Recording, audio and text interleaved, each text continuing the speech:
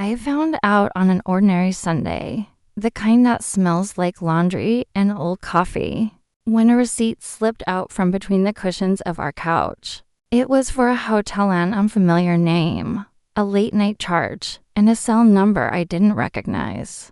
For a moment, I stared at the paper as if it might rearrange itself into something harmless. It didn't. My heart did a peculiar, cold flip, and for the first time in years, the house felt like a stranger's. Her name is Aisha. We built a life that looked solid from the outside, a tidy house. Shared errands, inside jokes, the predictable rhythm of mornings and evenings. I trusted her the way people trust the weather, automatic, unquestioning. So the discovery hit like a fissure that ran straight through everything I believed about us.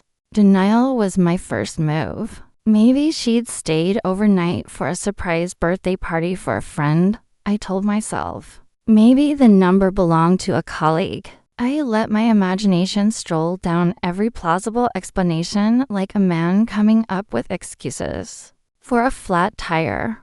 But when I found other things, messages with a tone that was not friendly, lipstick on a collar she wore that morning, an unexplained scent on her scarf, the patchwork of excuses unraveled. Confrontation felt like a blunt instrument. I could imagine the scene, raised voices, pleading, accusations that would echo off the walls and change nothing. Instead, I folded the receipt into my wallet and kept my voice steady. I listened to her say she loved me, to the casual stories about her days, to the little grievances about groceries and bills. She spoke of the future with the same warmth I'd always heard. I smiled and planned. Revenge, I decided, not the vengeful cartoonish kind, but a precise, surgical undoing of the security she'd taken for granted. I wanted the truth to come from her own hands, to be a mirror she could not look away from. I wanted to reclaim my dignity without letting myself be consumed by fury. There would be no public shaming, no social media spectacle. I was not interested in spectacle. I wanted closure that felt like sunlight, clean, clarifying, and final. I began to gather details the way an architect studies a building before demolition. I paid attention to her rhythms, when she left the house early, who she called, how she had texts even when I was in the same room. I followed patterns instead of people, an approach that kept my conscience lighter and my focus sharper. I watched without spying, recorded dates and oddities in a small notebook that felt almost comical in its simplicity. Each entry was a stitch in a net I was weaving. At the same time, I started tending to myself in ways I'd neglected. I went back to running in the mornings, the kind that clears the fog from your head and makes decisions feel less like storms and more like weather. I read again, not trashy novels, but books that taught restraint and strategy. I reconnected with friends I had let drift away because life with Aisha had seemed complete. They noticed a change, how I laughed without forcing it, how my presence in a room was quiet and certain. That steadiness is gravity. It pulls truth forward. I used small, deliberate moves. I let certain things slide that previously would have set me off. I stopped checking her phone. I changed passwords she might have guessed. I altered routines in ways that would make deception more difficult. I leaked nothing but observed everything. The goal was not to break her, but to let her break herself. When the moment came, it was private. As I had planned, I invited her to dinner at home, her favorite, simple dishes, a playlist of songs from early in our relationship. She arrived in the same way she always did, confident, smiling, the world unaware that the ground beneath her had shifted. We talked about nothing and everything, and I offered her a drink. We sat, and I poured us both a glass. Then, almost casually, I placed the notebook on the table. She blinked. "What's that?" she asked, trying to sound light. "Just something I've been keeping," I said. I folded it open at the right page and, without raising my voice, read aloud names, dates, times small, mundane facts that, when strung together, formed a pattern no lie could cover. I recited an arrival time that matched a hotel receipt. I mentioned the number on the receipt and the name in a message thread. I read text snippets that were affectionate in a way she never used with me. I saw her face go slack from amusement to panic to denial, shifting like weather.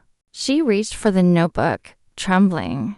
Those can't be true," she said. "They are," I replied. And I watched her try every maneuver she always did.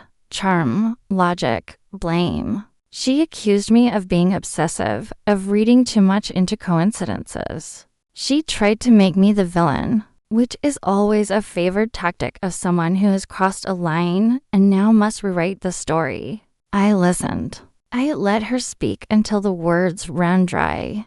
Then I asked the only question that mattered.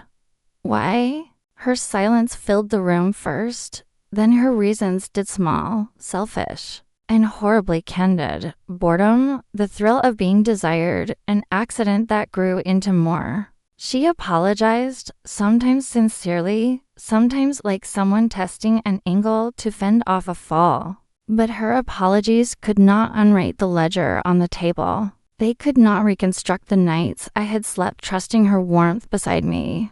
I could have raged. I could have thrown plates, called her family, filed for a divorce that same week. Instead, I made a choice that felt like mercy and mastery combined. I told her when she left that I needed space. I asked her to take a week away to think, to understand the consequences of the choices she had made. I didn't yell. I didn't beg.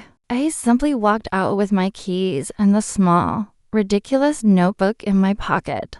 The revenge, in the end, was not in exposing her to the world or in punishing her for its own sake. It was in refusing to be the person she could step on and discard. It was in rebuilding my life with intention, reclaiming my mornings, my friendships, my silence. It was in letting her face the emptiness she had made while I filled mine with things that mattered. I wanted her to know the certainty that comes when someone who loved you stops pretending. Over the following weeks, she texted, called, tried to cajole, and coerce. I did not block her. I saw no need for theatrical gestures. Instead, I replied sparsely, each word measured. I booked a few trips alone. I worked late on projects that had been waiting for my attention for years. And I learned to sleep without expecting someone else to anchor me. The house that once felt like hers as much as mine became mine again, but lighter, honest in its simplicity. People sometimes confuse revenge with retribution. Retribution wants to wound. Revenge, when done thoughtfully, can mean restoration. My plan wasn't to make her suffer, it was to extract myself from the harm she caused, and to create a life where her betrayal could not shadow me. There was a moral cost, of course. I had stooped to observation and manipulation, and I carried that weight. But the outcome was clear. I regained control, dignity, and the knowledge that I could survive an unraveling. Months later, when the dust settled, we met once more to sign papers that untied us gently. There was no spectacle. No mutual friends gathered to weigh in. Just two people acknowledging a fracture and deciding, calmly, to walk different ways. I left with peace, a cautious heart, and the quiet satisfaction that I had not let betrayal become my identity. The receipt that started it all is still in my wallet, folded differently now. It is a small, stubborn relic of a painful lesson. Trust is precious, and when it breaks, the only true power left is how you choose to respond.